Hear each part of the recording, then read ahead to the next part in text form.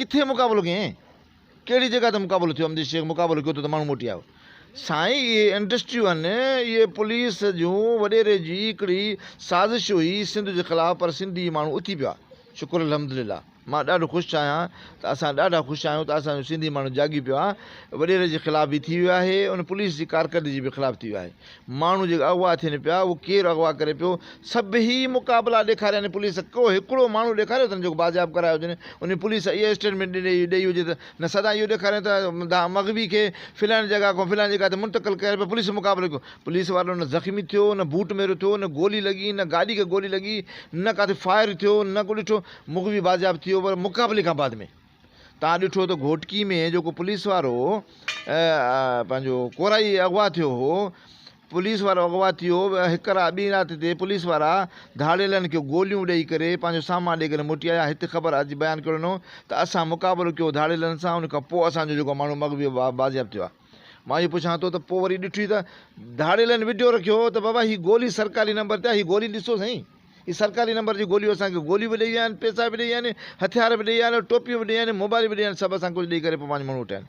हाणे इन में तव्हां छा था सम्झो त धाड़ेल वटि बाबा धाड़ेल हिकिड़ो पालियल आहे वॾेरे जो। अच्छा ॿी ॻाल्हि, हाणे इन जी सियासी पस मंज़र बि आहे।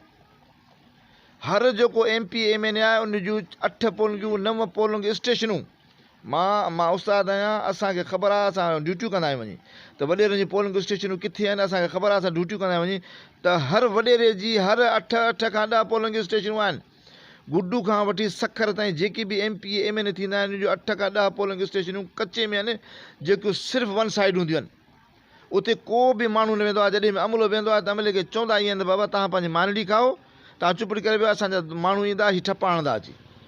कोई पोलिंग स्टेशन ते माण्हू न ईंदो आहे, कोई माण्हू ईंदो आहे, उहो 8000 खां 9000 माना हुनजो पंहिंजो हिकिड़ो सेट ठहियलु आहे।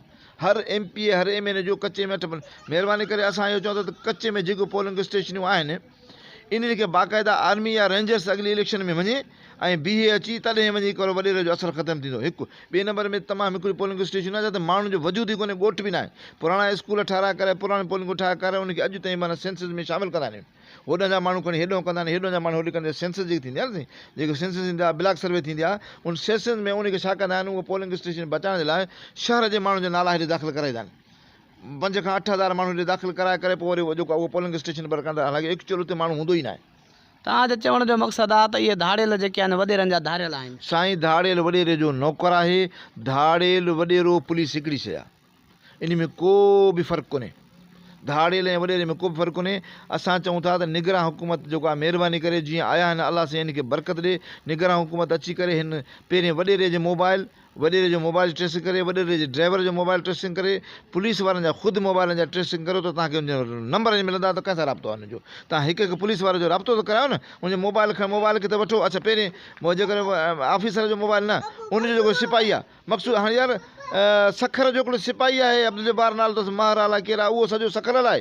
घोटकी में हिते सिपाही हलाईंदा आहिनि। यार कॾहिं तव्हां ज़िंदगी में ॿुधो आहे 16 स्केल जो SHO हूंदो आहे, उते सिपाही SHO मुक़ररु थिए? यार कहिड़ो कानून आहे, को लॉ आहे?